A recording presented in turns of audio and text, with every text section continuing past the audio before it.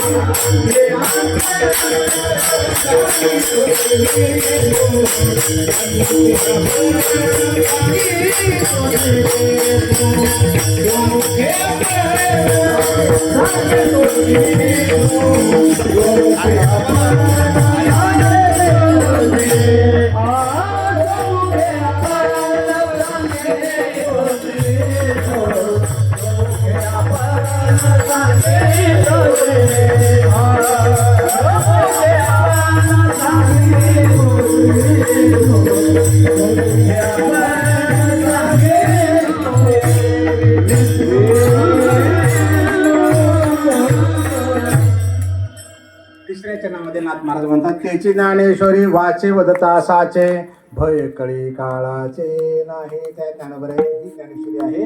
जर तुझ्या वाचेनं वदन केलं, तू जर वाचलास तर तुला कळी काळाला भिण्याची गरज नाही. याचा अर्थ मृत्यू येणार नाही असं नाही. मृत्यू येईल तो सुखाने येईल, त्याला भ्यायची काही गरज नाही. जन्माची तर मृत्यू असणारच आहे, पण कळीला आणि काळाला भ्यायची गरज आपला काहीच वापर करू शकत नाही. तर आपण ज्ञानेश्वरीचे लेखन झालेले असतो.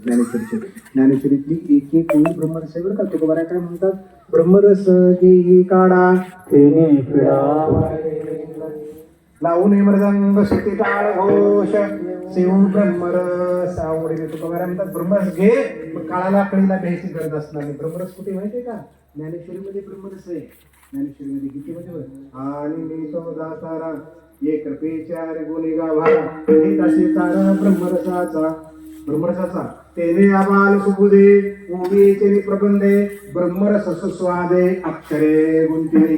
ज्ञानेश्वरीतलं एक एक अक्षर ब्रह्मरस आहे. एक एक अक्षर त्याची ज्ञानेश्वरी वाचे. त्या ज्ञानेश्वरीतलं एक एक अक्षर ब्रह्मरस आहे. तुकोबाराय म्हणाले जर ब्रह्मरसाचा काढा घेतलास तर कळी काळाला घ्यायचं काहीच कारण असणार. नामदेव महाराजांनी सांगितलं 56 भाषेचा केला हवार नवी नाव उभारली. आणि ह्या काळातून कधीतून तरुण जाणारे भवसागर करण्याची नाव ज्ञानोबरायाने उभार केले. ज्ञानेश्वरच्या माध्यमातून तुम्हाला फक्त त्या ज्ञानेश्वरीमध्ये बसायचं आहे. त्याच्या नावामध्ये बसले ना बाबा, बसोनी पाण्यावरी बसले ना, वाचेली ज्ञानेश्वरीचे भवसागर तरले ना, म्हणून तर त्यांच्या नाव उड्या मारतो आपण आज. लक्षात आलं का. आम्ही करू शकतो कारण त्यांचे शिष्य वाचून करावं लागेल ना आपल्याला. पण त्यांना पोहता येतं, बाकीच्या लेखले असं कसं होईल. त्यांनी शिकवलं ना आम्हाला पोहायला, फक्त आम्ही तोंडमध्ये काढायला हातावर बुडतं म्हणून ना तोंडात पाणी देतो. अरे बुडतच नाही, त्यांनी हात धरला ना आपला. चालविषयी हाती धरून या हाताला धरून चालत होतो. त्याची ज्ञानेश्वरी वाचे वदता साचे भय कळी काळाचे नाही. कळी काळाला घेण्याचं कारण आहे ज्ञानेश्वरी वाचली पाहिजे आणि जीवनामध्ये आचरण केले पाहिजे. एक 2-4 वया बघू आपण. सगळ्या वया काही बघणं शक्य नाही होणार, कारण भात शिजला का नाही हे शिजवून पाहतो आपण. त्या सगळ्याचा भात आपण कुठे कुठे काय दाबून बघत नाही. आपण 2-4 शिजते घेतले की भात काढतो शिजला का नाही. आपल्याला अण्णा हजारे साहेबांची कधी भेट झाली गाडीला गेला तर त्यांना विचारा की अण्णा तुमच्या जीवनामध्ये मोठं परिवर्तन कसं झालं. तिकडे तुम्ही अगोदर नोकरीमध्ये होते, तेवढा बदल का झाला. तर ते सांगतील ज्ञानेश्वरीतली एक ओवी एक कोणती, नगरे चिरचावी जलाशय निर्मावी महावने लावावी नानाविधे. एका ओवीने बदल केला तेच ज्ञानेश्वरी वाचे होतात. त्या ज्ञानेश्वरीच्या एका ओवीने एवढा मोठा बदल केला. तेच भयकडे काला भेटच नाही, ते कोणालाच भेट नाही. कारण का सत्याच्या मार्गाने चालतात, भयच काय करणार कोणाला. ती ज्ञानेश्वरी ती वाच म्हणाली नाथ महाराज भाव देऊन. त्याची ज्ञानेश्वरी वाचे वदता साचे भय कळी काळाचे नाही. मी संभाजीनगरला ॲडिशनल कमिशनर असताना दुपारच्या इंटरव्ह्यूमध्ये बाहेर निघालो जेवणासाठी. आमच्याकडे एका मॅडमने डबा आणला होता जेवायला. ते जेवायला बसले, मी त्यांच्यासमोर बाहेर जात होतो. ते काय म्हणे, अहो सर घ्या ना घासभर, सर जेवण करा. आता प्रथाच आहे जेवायला बसल्यात आपण जेव म्हणतोच ना. मी थोडं पुढे गेलो, वापस आलो. काय माझ्या मनात आलं माहित नाही. मला मॅडम अन्न अभेरून आहे, म्हणतात खा. मी त्यांचे फक्त एक घास खाल्ला आणि काय म्हणलं, अरे वा भाजी छान झाली, आता जातो एकच घास खायला बाहेर. मी काय म्हणलं भाजी छान, आता खायला चांगलं म्हणावंच लागेल. मी सहज म्हणून गेलो चांगली झाली भाजी म्हणून, पुढे निघून गेलो. दुसऱ्या दिवशी आल्यानंतर 11:30-12च्या दरम्यानमध्ये आमचा शिपाईमध्ये आला. सर आज तुमचा डबा खाऊ नका. म्हणलं का, मॅडमने डबा आणलाय तुमच्यासाठी. म्हणजे मॅडमने, म्हणजे का बरं, बरोबर त्यांना त्या आल्यामध्ये. सर तुम्हाला काल भाजी गडबडीत खाल्ली, तुम्हाला आवडली ती भाजी, काल गडबडीत केली ती वांग्याची भाजी, आज जरा मसाला वगैरे कुठून तुमच्यासाठी भाजी केली. फक्त भाजी आणली का, पुऱ्या आणल्या, भात आणलं, भजी आणले, डबा मोठा आणला 2 माणसाची होती एवढा. मी कुठे मागितला होता. माऊली म्हणाले त्याची ज्ञानेश्वरी साचा निमवाळ लिहिले आणि रसाळ शब्द शेकलोळ अमृताचे. अरे गोड बोल म्हणले समोरच्याला, कमी बोल पण चांगलं बोल. कम बोलो घरात बोलो, फक्त चांगलं बोललो, गोड बोललो. मी त्यांना की मॅडम भाजी फार चांगली केली, न मागता एवढा डबा आणून दिला. कळलं का तुम्हाला. मग गोड बोला. बायको म्हणते आपले कशी झाली भाजी, उत्तरच देत नाही. पण कशी झाली भाजी, आता जीव का नको, बरी झाली, ठीक आहे. आणि दुसऱ्याच्याला लय छान भाजी झाली बरं का तुमची. दुसऱ्याला नको म्हणाले माऊली, घरी म्हण. देखे खेळता अग्नी लागला, तो न सावरे जैसा उदवला तैसा इंद्रियाला दिला भला. हे असो वनिता पुली कुरूप जरी झाली भोगिता त्याची भली जी हा परिधानबाऱ्यांनी सांगितलं तुझी बायको कुरूप जरी असेल तर तिच्याशी संसारी कृत्य न कर नाही तर काय होईल खेळता खेळता आगवी लागल्यासारखं होईल संसाराचा इच्छोपा होऊन जाईल म्हणले माऊली ज्ञानेश्वरीत सांगितलं त्याची ज्ञानेश्वरी म्हणून गोड बोलायचं चांगलं बोलायचं हे त्याची ज्ञानेश्वरी पाहतो मग कशाला भ्यायचं गरज आहे एवढं जर तुमचं प्रेम एकमेकांना जर भ्यायचं कारणच असणार नाही नुसत्याला बाडे चालत असतात आपल्याला 7-8 वर्षाखाली आमच्या संभाजीनगरला घरून ऑफिसला निघालो 2.5 काय बाजूच्या गलीतले लोक आले तर मी साहेब आमच्या गलीमध्ये फलाना कार्यक्रम आहे पट्टी द्या तुम्ही अहो म्हणलं तुमची गल्ली वेगळी आमची गल्ली वेगळी शहरामध्ये 50 एकर झाली ती गली बदलते तुमच्या गलीतलं नाही द्या खिशात हात घातलं काहीच नव्हतं मी त्यांना म्हणलं मला संध्याकाळी ऑफिसून आलं की 500 रुपये घेऊन जा मी गेलो ऑफिसला 6:30 वाजता घरला आलो पुढे आले ते धड गाडी बघून मी म्हणलं काय लागा ऐकली साहेब 500 रुपये दे बरं यांना ती दरवाजातच उभी होती ते काय म्हणले नाही साहेब 500 नाही 1100 द्या म्हणलं काय बरं 1100 नाही वकील साहेब म्हणले तुमचे बाबाला 1100 रुपये घेऊन जा म्हणलं वकील साहेब आमचे हा ठीक आहे बायकोला लागा 1100 ते म्हणजे का बरं 500 द्या म्हणले तुम्ही नाही आपले वकील साहेब बोलले बायको कोण बायको म्हणते कोण वकील साहेब हा ना आपल्या मुलांना सांगितलं म्हणलं माझा पोरगा LLB फायनलला शिकायला होता वकील नव्हता रोज 50 रुपये पेट्रोलला मला मागायचा त्याच्या आईला 200 रुपये भजी खायला मागायचा मला सांगा बरं माझ्या ठिकाणी तुम्ही असे तर तुम्ही काय म्हणलं असता आपण हे वकील नाही शिकू लागले आता कुठं वकील झाले अजून 50 रुपये पेट्रोलला घेऊन जाते 20 रुपये खायला मागते आणि त्याने दे म्हणजे 1100 ना दे म्हणा कुठून द्यायचे रे दे 1100 कुठून द्यायचे ते तोंडवरी करून बोलतोस असंच म्हणलं असताना आपण रुपये कमी येत नाही 1100 दे म्हणते बापाच्या खिशात घाला तुला काय लागते 1100 मी काय म्हणलं असं नाही म्हटलं मी काय म्हटलं अहो आमच्या वकील साहेबांना ना 11 हो घ्या आमच्या वकील साहेबांना सांगितलंय मला सांगा माझ्या लेकराचे खरे शब्द मी करणार नाही माझ्या लेकराला मी मोठं करणार नाही तर कोण करणार कोणी सांगितलं ज्ञानोबरांनी सांगितलं तेची ज्ञानेश्वरी आणि पुत्रे मी सर्व गुणी जिनावा हे शिराणे तरी ते सारंग जिनावा हे बापा शिराणे तरी ते सारंग पाणी फळाले आपलं लेकरू मोठं व्हावं प्रत्येक बापाला वाटतं आणि बापानं त्याप्रमाणे वागलं पाहिजे आता तुम्हाला की भय कशाचं गेलं वृद्धाश्रमाला मला जावंच लागणार नाही कारण माझ्या लेकराचं सगळं सांभाळतो बघतो तो माझ्यावर प्रेम करतो मी त्याच्यावर आम्ही दिसतो ना तुला अक्कल नाही तुला डोकं नाही फळानं मग ते म्हातारपणा किरकिरा करता भांडणं होतात आतापासून भांडणं चालत राहतात मग भय येतात आता म्हातारपणा कोण काठी धरेल का फळानं करेल का आणि भेवच काढून टाक ना प्रेमाने वागणं ज्ञानोबरांनी सांगितलं ना लक्षात आलं इतकं सुंदर आहे जीवन आणखी उदाहरण तुम्हाला सांगतो खूप सुंदर आहे बरं का आता ते साहेब ते साहेब साक्षीदार म्हणून सांगतो आमचे हे माऊली पण साक्षीदार इथे बसलेले घनसांगेला माझं कीर्तन झालं मी कुठेही 7 ते 9 वेळ देतो पहिल्यांदा तुम्हाला 8 ते 10 वेळ दिले कारण मला पहिल्यांदा तुम्हाला परिचय करून घ्यायचा आणि द्यायचा आहे म्हणून म्हणजे ठीक आहे 8 ते 10 तर 8 ते 10 कारण मी तुम्हाला कळल्याशिवाय तुम्हाला कळल्याशिवाय कसं करणार आहे ज्ञानोबाला कळावं लागतील ना बाबा कळावं लागतील ना आपल्याला उगे याचं उड्या मारायच्या काय तर गप्पा मारायच्या झालं दिलं घेतलं संपलं असं नाही करणार मी काहीतरी तुम्हाला घेऊन जाता आलं पाहिजे काहीतरी घेऊन जाताना हे आलं काहीतरी टाकून जाता आलं पाहिजे काय टाकून जाता आलं पाहिजे ईर्ष्या काम द्वेष अहंकार मत्सर लोभ आळस तेवढं जर टाकलात ना खूप सुंदर आहे आमचा पदार्थ भारी आहे फाटत नाही किती जड आहे बा फाटत नाही कारण हे कुठे नेऊन टाकतो इंद्रायणीमध्ये माऊलीची इंद्रायणी भारी आहे सगळं वाहून घेऊन जाते गुडूप करते काही फरक पडतो तिथे किती टाका तुम्ही सगळं घनसांगीला कीर्तन झालं 10 वाजता मी घरी आलो बायकोला स्वयंपाक केला होता दोन्ही लेकर लहान होते जेवण करून झोपी गेले होते 10 सव्वा 10 मी घरी आलो आम्ही दोघं गप्पा मारायच्या जेवायला बसलो अहो ते भाजीमध्ये मीठच नाही मला कुठला राग आला माहिती मी ताटाचं ढकलून दिलं तिच्या अंगावर पडलं सांगलं सगळं ते उठले तिला वाईट वाटलं मलाही वाईट वाटलं पण नवरा मी कसा मागायला घेईन ती बुडबुड करत निघाली मध्ये काय म्हणाली माऊलीमध्ये एवढे कीर्तन करायचे एवढे प्रवचन करायचे माऊलीवर बोलायचं घरातलं की असं करायचं कुडकुड सुरू झालं तिचं तुमच्या पण बायको बोललो महाराज सगळेजण बोलतात ते हो महाराज सगळेजण बोलतात त्याला काय कारण नवरा किती मोठा असेल तर बायकोसाठी नवराच ना त्या पदाला तिला काहीच निघत नाही पण एक वाक्य बोलली जाताना काय म्हणाली माऊली म्हणतात हरपले न देखीजे तो तयाचा मागून सांडायचे का तृप्त न होता लुटीचे भाणे जेवी ऐकतं तर ओया पाट्यातून काही आचरण काहीच नाही काय बोल म्हणाली ती हरपलेली वस्तू जोपर्यंत सापडत नाही 18व्या अध्यायामध्ये माऊली बोलतात तिला बऱ्यापैकी ज्ञानेश्वरी पाठ आहे ती म्हणाले की हरपलेली वस्तू जोपर्यंत सापडत नाही तोपर्यंत शोध घ्यावा आणि तृप्त न होता लुटीचे भाणे जेवी जोपर्यंत पोट भरत नाही तोपर्यंत समोरचं ताट लुटू नये इथं तर ताट लुटून दिले जातात म्हणजे की दणकंदार लावून गेले झोपी मी इकडल्या खोलीमध्ये तिकडल्या थोडं रात्रभर मला वाईट वाटलं की ज्ञानोबा आहे मी तुमच्या नावावर उड्या मारतो तिची ज्ञानेश्वरी आणि त्या ज्ञानेश्वरी मला ही उभी कळू नये दुसऱ्या दिवशी सकाळी 5:30 वाजता दरवाजावरची बेल वाजली मी दार काढलं येऊन माझे वडील आले पण पप्पा तुम्ही तेव्हा फोन नव्हते 24 वर्षाचं सांगतो मी तुम्हाला दार काढलं अरे काय बाळा काय झालं नाही काही नाही भिलो बापाला. काय भिलो?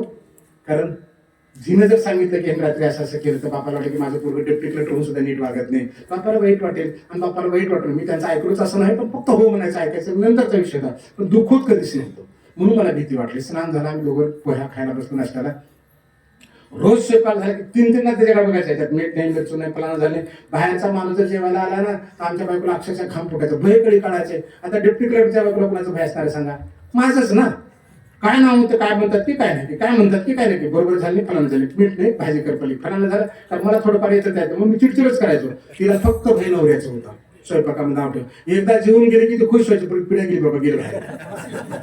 एवढंच भय तिला.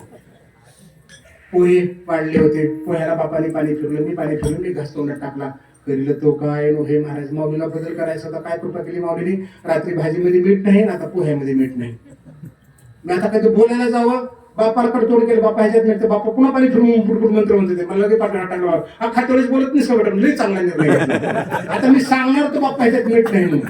तिची ज्ञानेश्वरी वाचे वदारा. आता ह्या वाचेतून पडायचं, पुढेच राहिलं, भय काढायचं, चांगला निघून जायचं, पुढेच राहिलं. दुसरा घास खाल्ला मी. पुन्हा बापाकडे तू सांगत होतो, बापा लय चांगला निर्णय घेतला पाहिजे. बरेच वर्ष प्रयत्न करा, खात्यावेळेस बोलू नये, मौनात जेव्हा मौनात, मला जमलं नाही, तुला जमलं, कौतुकच कौतुक. मी 4 घास खाल्ले तसेच बिना मिठाचे.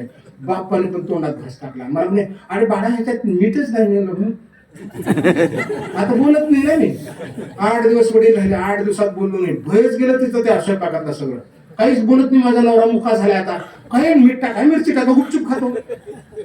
24 वर्ष झाले मीठ ताटात घेतच नाही मागून मी, आणि जेवते वेळेस बोलत नाही. आता आमच्याकडे द्वादशी असते पंधरवाड्याची, 100-200 लोकांना जीव घातात वाटून घेतलेले येतात. त्या प्रेमाला बायका येतात. पहिल्या दिवशी आमच्या बायकोला विचारतात, माऊलीला काय आवडतं, महाराजांना काय आवडतं. पडतं बायकांना आपल्या घरी जेवायला द्वादशाला काय खाऊ घालावं म्हणून. कोणी माऊलीला वाटतं, कोणी साहेब म्हणतो, कोणी माऊली म्हणतं, सर म्हणतं, महाराज म्हणतं. आमची बायको मुद्दा असं आमच्या बोवाला ना, आमच्या बोला काही द्या, बोवा गुपचूप खातो.